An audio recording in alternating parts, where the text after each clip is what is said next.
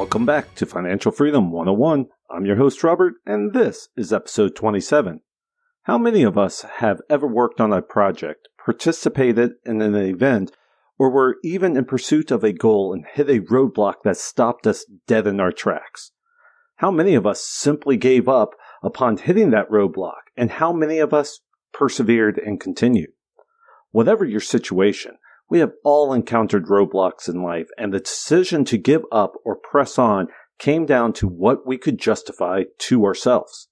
Was the goal or objective important to you, or was it just a side project to fill up some downtime?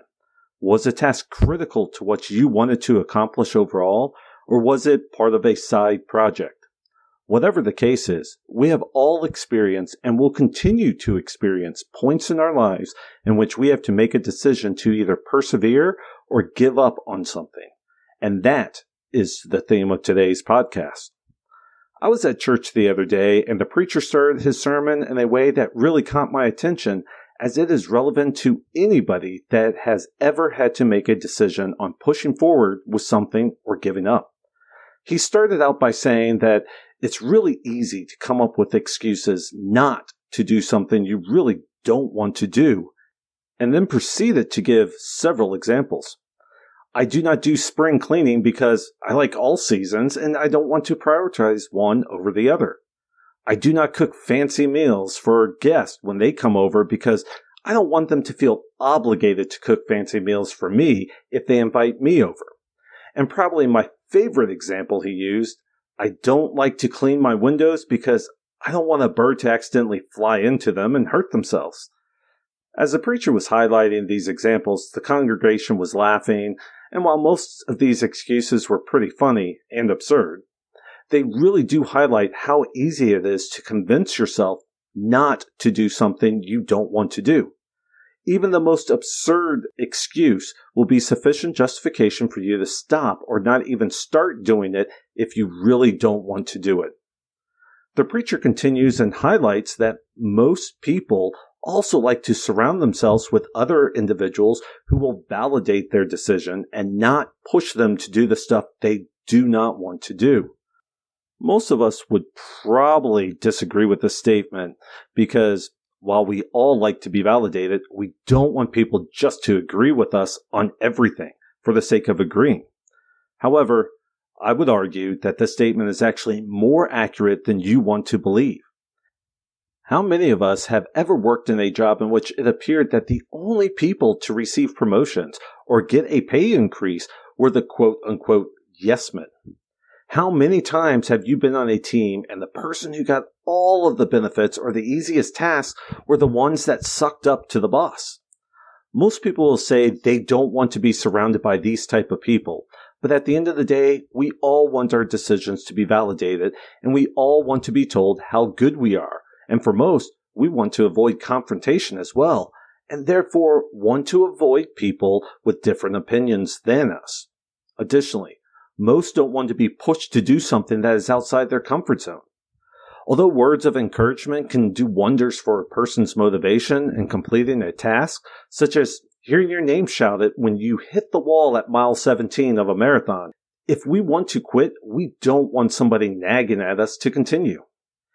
However, if we want to be successful, we must step out of our comfort zone and continue going, even when the going gets tough.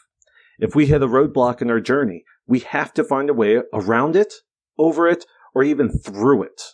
Ultimately, we have to change our mindset when we look at who we are hanging out with, who we are surrounding ourselves with, and who we associate with. Why do you think addicts have support groups? Addicts surround themselves with individuals that have the same goal as they do because they know how difficult it is to quit on their own. Any little thing can be used to justify a quick hop off the wagon. However, having that group of like-minded individuals to talk with, to consult, and to seek encouragement from can prevent them from relapsing. It's the same when you are pursuing a goal, and the loftier the goal is, the more important it is to surround yourself with individuals with the same goal, not just yes men. Surrounding yourself with individuals who have the same goal as you gives you somebody to seek that encouragement from, somebody you can bounce ideas off of, and somebody that can continue pushing you even when you want to give up. Better yet, instead of just surrounding yourself with like-minded individuals, you can seek out and surround yourself with those who have accomplished what you want to accomplish. These individuals have been there and done that. Surrounding yourself with these people gives you the access to experience, as they have likely hit the same roadblocks as you, or at least similar ones. They have also faced the same struggles, and they can help you persevere. Best of all, they're the ones that are most likely able to tell you that you're about to do something wrong, that you are making a mistake, or are about to go down the wrong path. After all, they have been there and done that. Regardless of whether they are just starting their journey or are light years ahead of you, as long as they have the same or similar goals as you will have a support system that you can rely on to help overcome any obstacle that you may come up against. During a question and answer period held by Warren Buffett a number of years ago, he was asked what is the one piece of advice he would give a person wanting to be successful. The answer he gave is likely to shock most of the listeners out there, as it's a very simple response. His response? It's better to hang out with people that are better than you. Pick out associates whose behavior is better than yours, and you'll drift in that direction. I have spoken about our property journey in previous podcasts, and while this is the first time I have seen or even heard this quote from Warren Buffett, I can tell you it is accurate. When we decided to start our property investment journey, we were excited and motivated to get started. In fact, we jumped through hoops to move money around in order to pay for our, what I now know was a ridiculously expensive UK property investment course. And trust me, doing this on the weekend is no easy task. However, our dreams were crushed when we made it to the UK and found out that everything we were taught, everything that convinced us to pay for the in-depth training course only pertained to the UK residents. Don't get me wrong, the process and procedures were relevant to us, but the details needed to make those processes work were completely different. Limited lenders would lend to international investors. Interest rates were 2 to 3 times higher for international investors. Bank accounts were difficult to open, and many of the sourcing agents that the training company had recommended to us had no clue as to what they were doing, or didn't even have trustworthy contacts for us to use as part of our power team. To top it all off, we were too broke to even think about buying a house because we spent so much money on the training itself. If you wanted to find a reason to quit and cut your losses, these were just the first 5 of the long list of reasons we had to quit.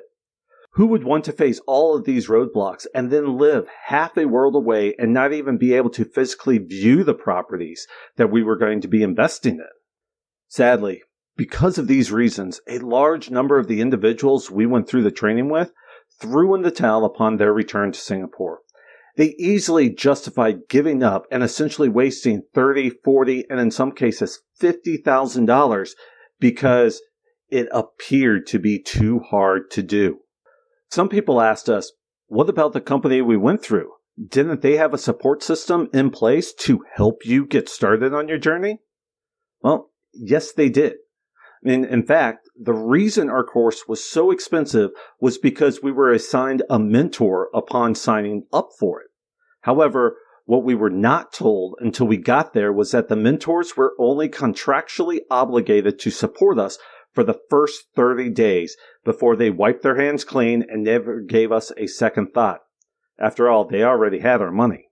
Luckily, some of us, to include ourselves, were fortunate enough to have gotten teamed up with an awesome mentor that we are still in contact with today, which has more than made up for the cost of the course, at least in my opinion. At the end of the day, I hate wasting money. I don't care if it's $1 or $1 million. I hate wasting money. But more than that, my goal was to become financially free, and I wasn't going to allow a few little roadblocks to stand in my way. As a U.S. Marine officer, when I was given a mission, I was expected to accomplish that mission regardless of the constraints or roadblocks that I was faced with. I saw this as being the same situation. I attacked this just like I did any combat mission I was given. I looked at known and unknown variables. I evaluated associated risks. I looked at organic and inorganic resources, and I looked at different courses of actions available to me to develop both primary and contingency plans. The first thing we did was to put together a successful meetup group for like-minded individuals in Singapore. We established 2 different Facebook groups to help reach a wider audience and bring more people together. And we even started our Wolfpack Consulting to further enhance our ability to help and support other individuals with similar goals. We knew how important it was to surround ourselves with the right people. After we returned to Singapore from our property investment training, we met a lot of people that asked us, why were we investing in the UK? Why were we wanting to take the risk of investing in property in a country half a world away? And the most common statement we heard, you don't know anybody there. Your plan will never work. With all this negativity, why would I want to hang out with these people? If I would have surrounded myself with these individuals, I would have quit and never given it a second thought. Instead, I found others that went through the same training we did and wanted to give investing in the UK a real chance. Although we were the most quote-unquote experienced individuals in the group when we started all of this, we continually reached out to those that we knew already owned several properties, that already were well on their way to reaching their goals, and we invited them to attend our events and communities. By doing this, our community quickly grew and was made up of a very diverse group of investors with all sorts of backgrounds and experiences. We surrounded ourselves not with yes men, but with like-minded individuals. We surrounded ourselves with individuals that would challenge us and push us even when and if we hit the proverbial wall and wanted to quit. The people you surround yourself with is extremely important and a key factor in being able to accomplish your goals, whatever they may be. Have you started your journey towards financial freedom, or are you trying to figure out how to get started? Are you having a hard time surrounding yourself with the right people, or simply need encouragement to continue on your journey due to some sort of roadblock or obstacles that you're facing? Whatever the case may be, Wolfpack Consulting is here to be part of your team, your support system. We have been where you are at and can help you devise a plan to break through those obstacles that are holding you up. Remember, a journey of 1,000 miles begins with a single step.